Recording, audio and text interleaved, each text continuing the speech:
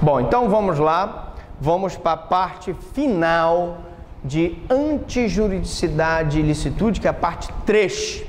Tudo que você queria saber sobre ilicitude e antijuridicidade nunca teve coragem de perguntar.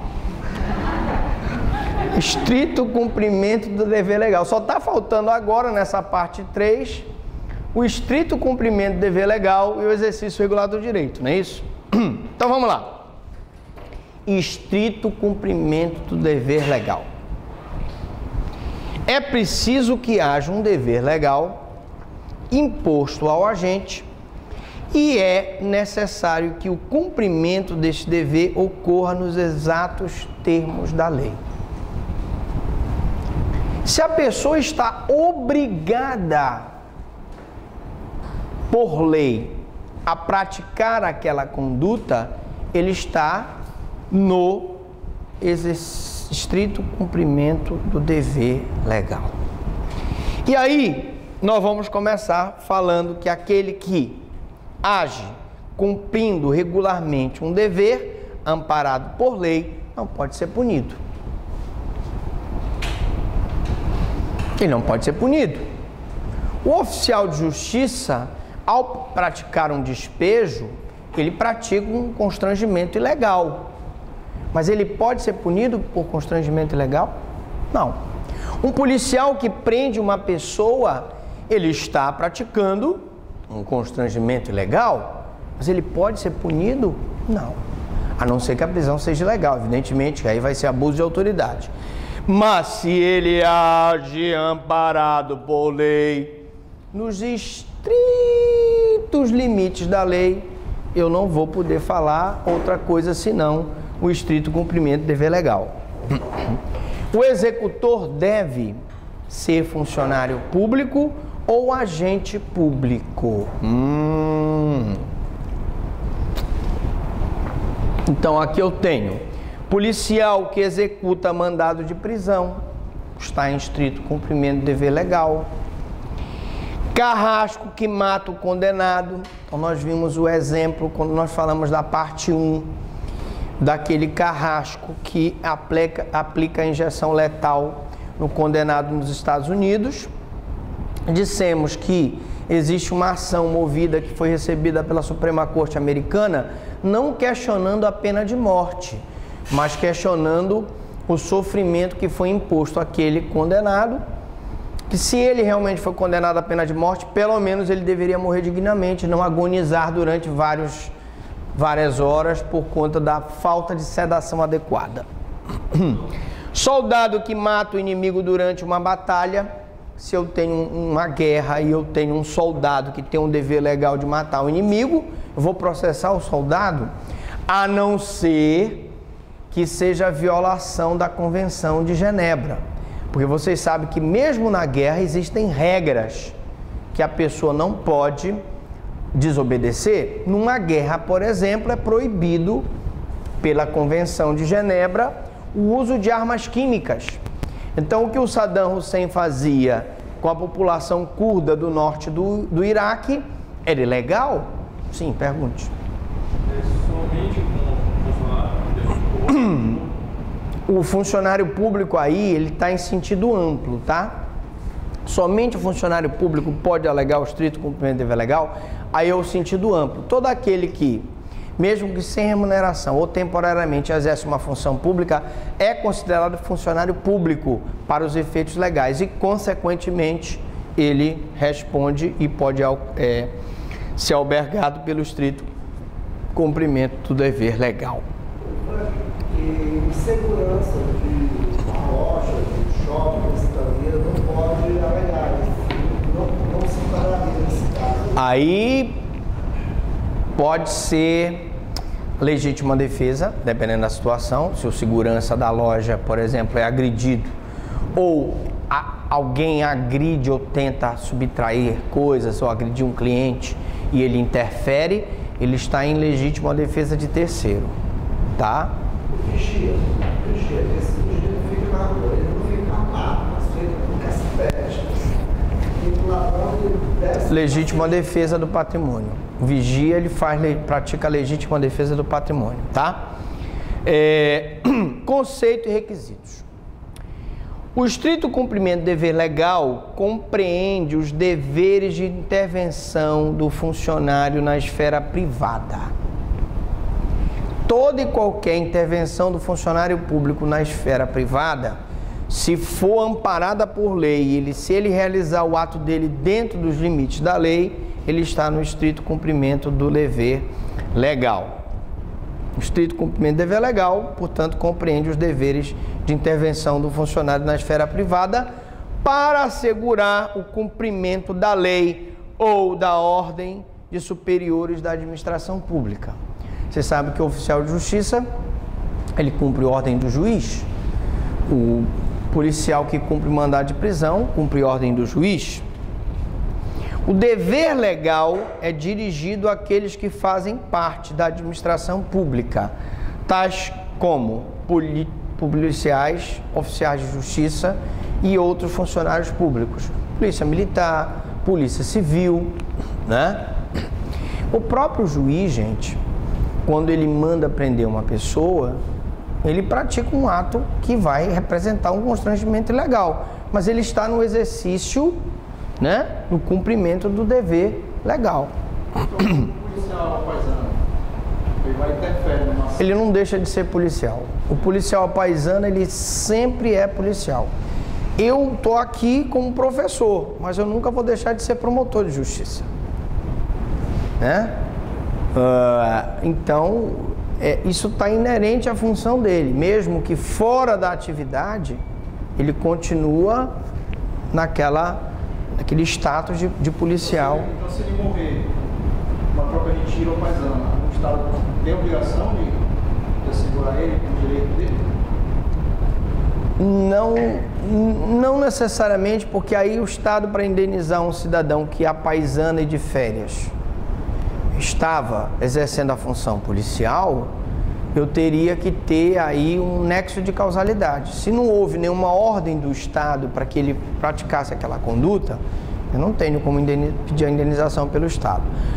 Mas se o Estado ele estava numa situação de disponibilidade ou férias, e alguém lá ligou e disse, olha, fulano participa da operação, é uma situação excepcional, mas eu preciso ter uma prova de que houve uma ordem para que eu possa pedir a indenização. Ele interferir numa ação na rua, ele está passando, está a serviço, ele interfere, aí o bandido mata ele. Aí o Estado, nesse caso... Não, ele não por essa premissa ele vai pedir indenização pelo Estado, mas ele pode, como eu disse, a obrigação do Estado é dar segurança pública para ele, mesmo que ele, policial ou civil, ele tem o direito de ter essa segurança pública. O policial que não houve uma expedição, um mandado judicial, ele vai por conta própria ou ilegalmente, ele vai ilegal prender um cara que na verdade não praticou nada. Aí, se o cidadão vai de forma ilegal, pior ainda. Porque se ele vai prender um cara e o cara sabe que ele está ilegal ali, ele pode reagir à prisão e alegar legítima defesa. O cara está ilegal.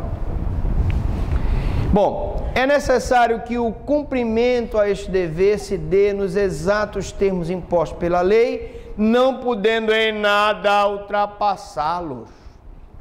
Se ele agir com falta de moderação, se ele agir com falta de proporcionalidade, eu não vou ter caracterizado o estrito cumprimento do dever legal.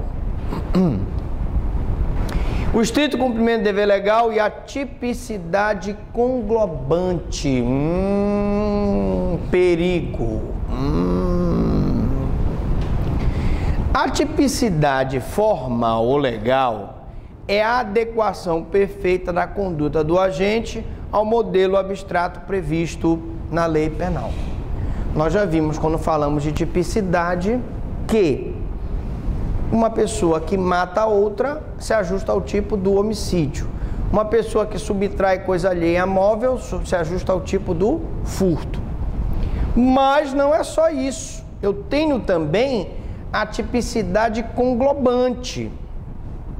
Ou seja, a tipicidade penal requer tipo formal ou legal mais a tipicidade conglobante, que é a desconformidade da conduta do indivíduo com a norma.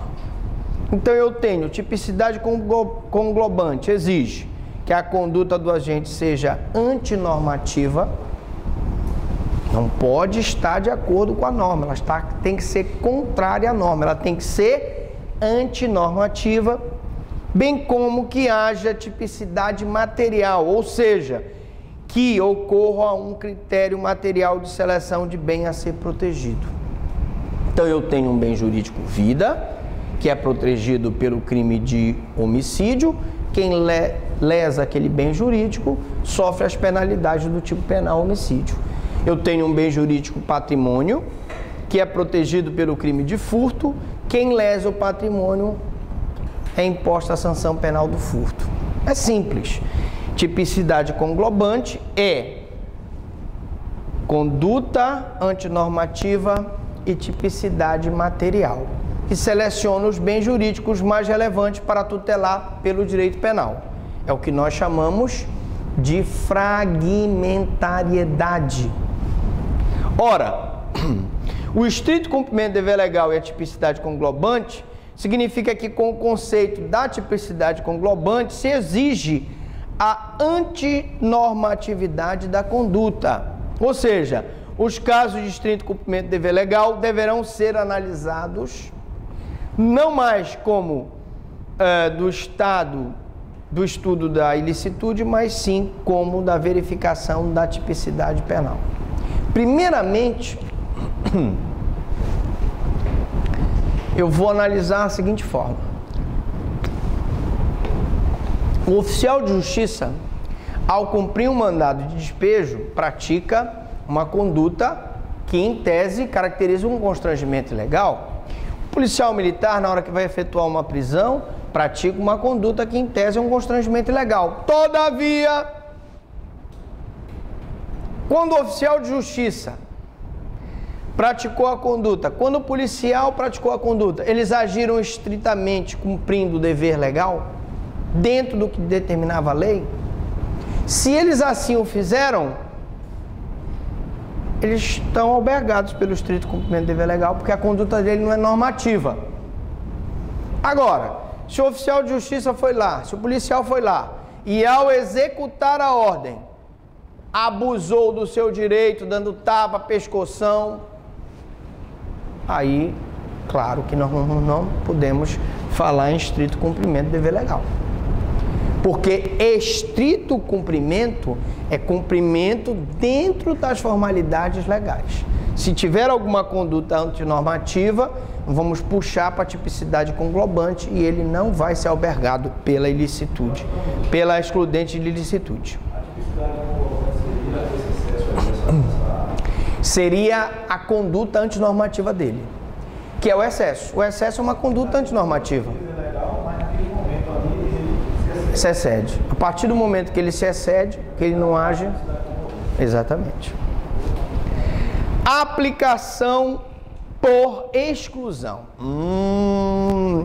Uma dica que eu dou para o pessoal que faz concurso público e prova da OAB é: na hora em que você for analisar as excludentes de ilicitude, tenha em mente na cabecinha o seguinte: primeiro você verifica, não é estado de necessidade, não é legítima defesa, então pode ser estrito cumprimento do dever legal ou exercício regular do direito.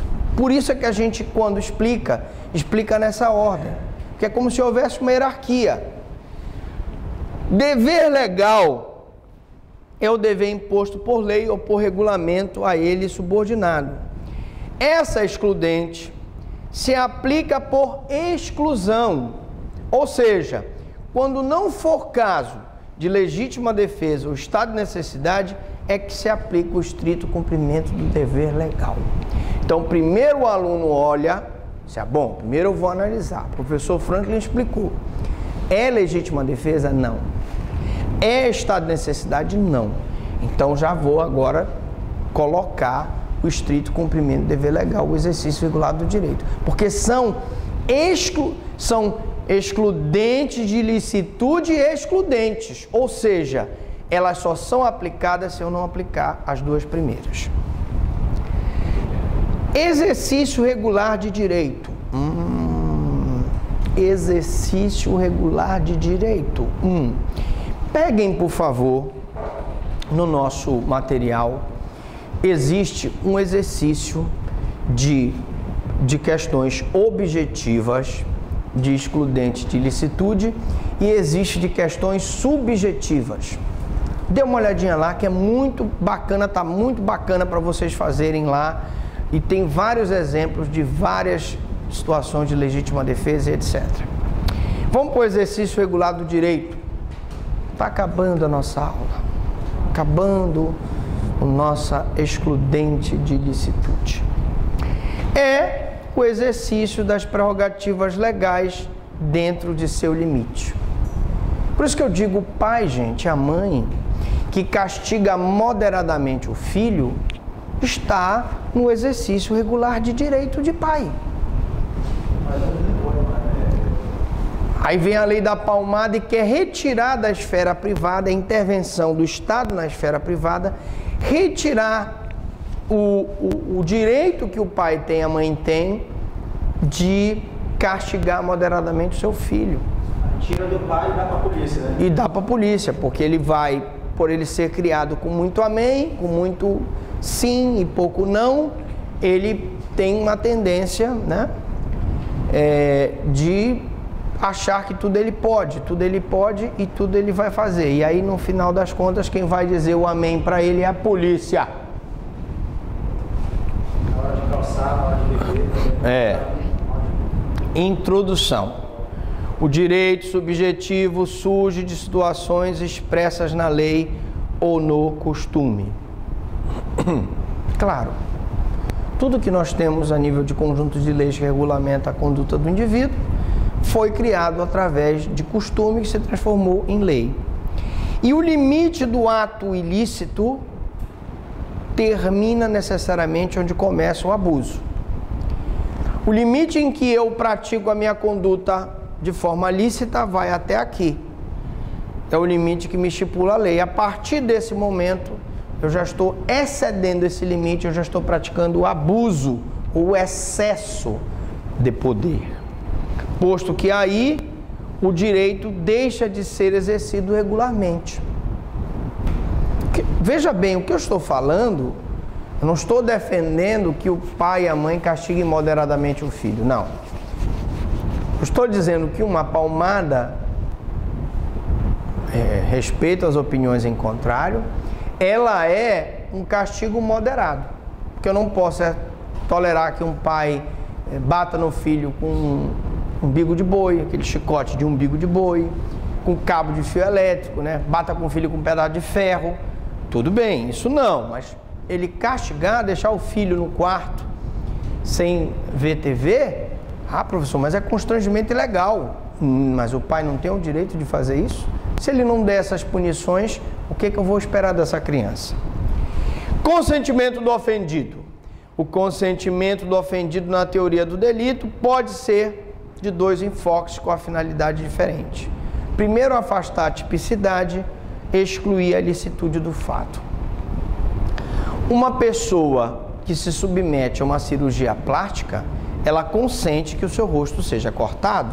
Portanto, o médico não pode ser responsabilizado pela lesão corporal, porque houve consentimento do ofendido, tá? Ele pode afastar a tipicidade, no caso do médico, ou excluir a ilicitude do fato, quando se trata, por exemplo, do exercício regular do direito. O consentimento do ofendido. O Código Penal não inclui o consentimento do ofendido como causa de exclusão do crime. Muito embora a gente tenha falado nele, dito que existem as causas de necessidade, as causas de exercício do direito e o consentimento do ofendido, o nosso Código Penal não inclui o consentimento do ofendido como excludente de ilicitude. O que ele inclui na Lei de Contravenções Penais é a culpa, né? Como não existe contravenção penal culposa, eu não posso considerar a culpa nas contravenções penais. A culpa seria uma excludente de ilicitude nas contravenções penais, tá? Nós já vimos isso. Mesmo assim, deve o mesmo ser reputado como uma cláusula supralegal, haja vista que o legislador não poderia proceder todas as mutações das condições materiais da exclusão.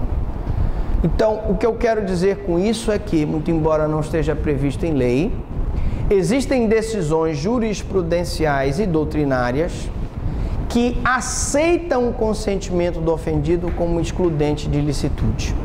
Quando a vítima consente, ela está excluindo a ilicitude.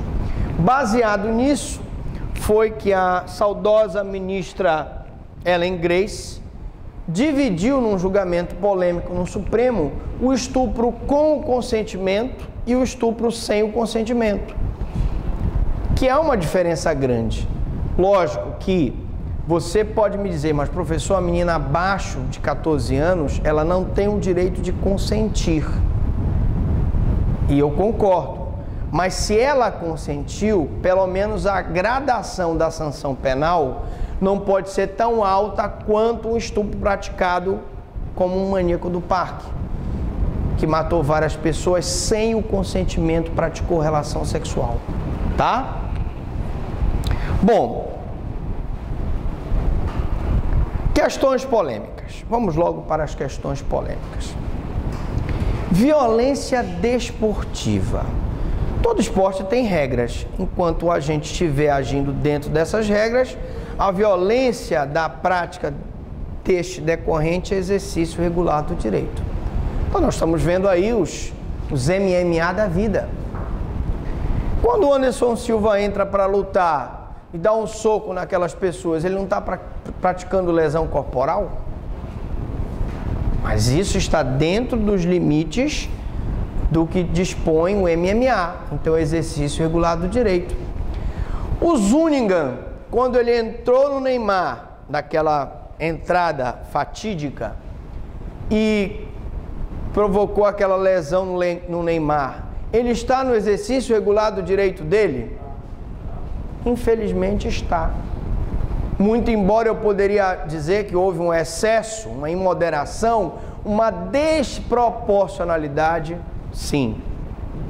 Professor, Pois não, diga, Valente. mata um cidadão. Nós já tivemos casos, né? De situações em que o boxeador lutando mata o outro. É possível? É. Já aconteceu? Já. Ele vai ser responsabilizado por homicídio? Não, porque ele está no exercício regular do direito. Por isso é que tem ali o árbitro, que quando ele vê que o cidadão está numa situação já difícil, ele afasta, não permite a continuidade da agressão e encerra a luta. Também, tem situações ali que o cara não pode, tem certos golpes que não são permitidos. É. Se ele fizer isso, a confederação lá vai... Exatamente. Existem golpes que não são permitidos. Golpe baixo, né? Se o cara estiver com as mãos no chão, não pode dar joelhada, não pode chutar. Se ele estiver com a mão no chão, não pode... O cara não pode dar chute no graninho fenhoto, né? Não pode. Vale muito, mas existem várias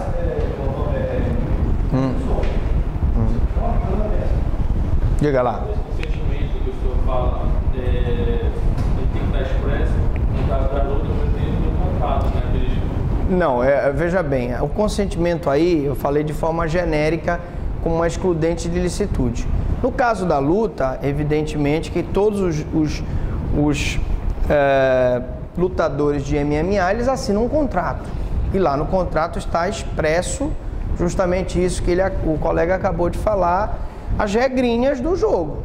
Que ele não pode dar golpe baixo, que ele não pode dar determinados golpes, que eles vão, lógico, um vai lesionar o outro, mas sem que os dois sejam responsabilizados pela lesão, porque estão dentro do exercício regular do direito de lutador de MMA. A violência na prática desportiva é, então, um desdobramento esperado. Havendo nexo causal entre a violência e o esporte, o exercício será regular e não haverá crime. Então, por exemplo, um boxeador que ao acertar um soco em outro boxeador dentro do ringue, mata-o. Olha, o senhor antecipou o nosso slide aqui. O homem é um guru, estará agindo dentro do exercício regular do direito. Professor, mas ele matou o outro. Infelizmente são os riscos da atividade, né? No caso, por exemplo, do Ayrton Senna, aí já é diferente. Veja bem, o Ayrton Senna, todo corredor de Fórmula 1 sabe que há o risco dele morrer dirigindo o carro. Várias pessoas já morreram, já se acidentaram.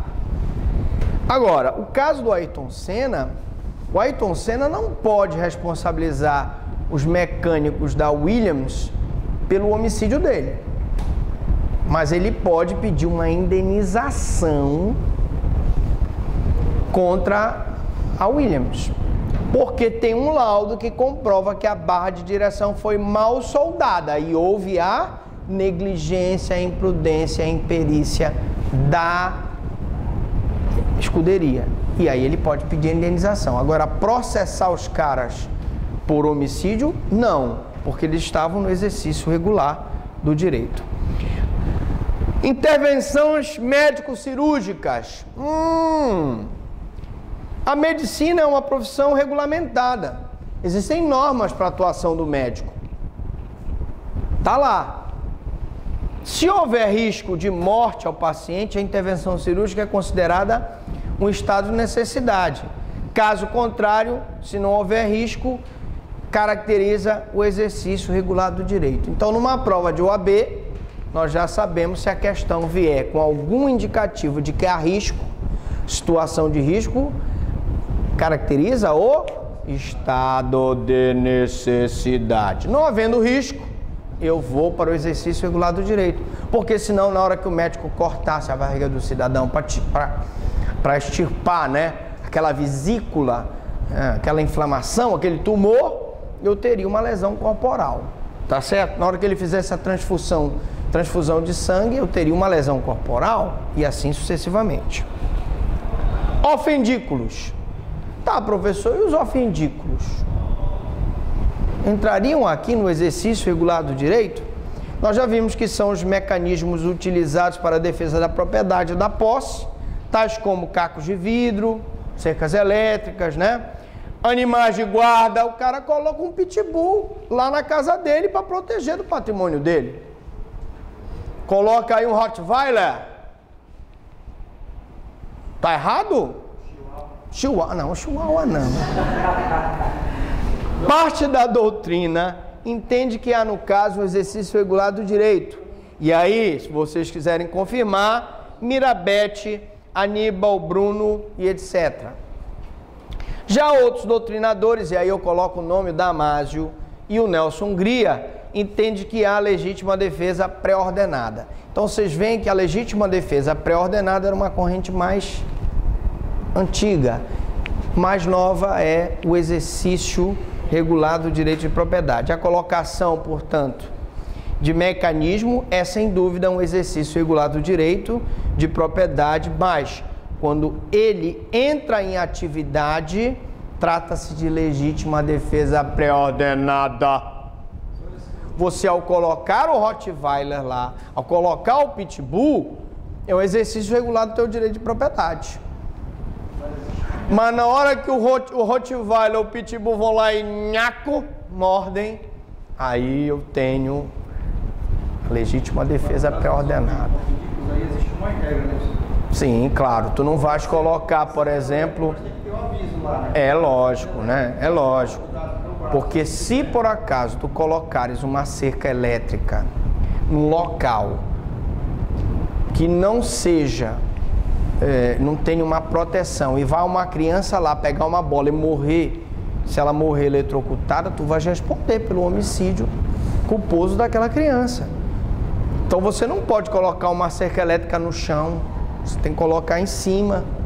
Você não pode colocar um ofendículo numa situação que esteja muito próxima a ofender bem jurídico alheio. Você tem que defender a propriedade. Bom, ofendículos. Logo responde o agente por eventuais excessos, como, por exemplo, a eletrificação Eletrificação de cerca elétrica é duro, né, bicho? Mas quando não sou eu, o promotor nunca erra, é sempre o estagiário. Eletrificação de cerca externa, né? E de contato direto com transeuntes. Olha aí, parece que ele tá... Olha, o pessoal você já tinha lido esse negócio. Não pode ser. Eu tinha antecipado o slide. Bom, se ele colocar uma cerca elétrica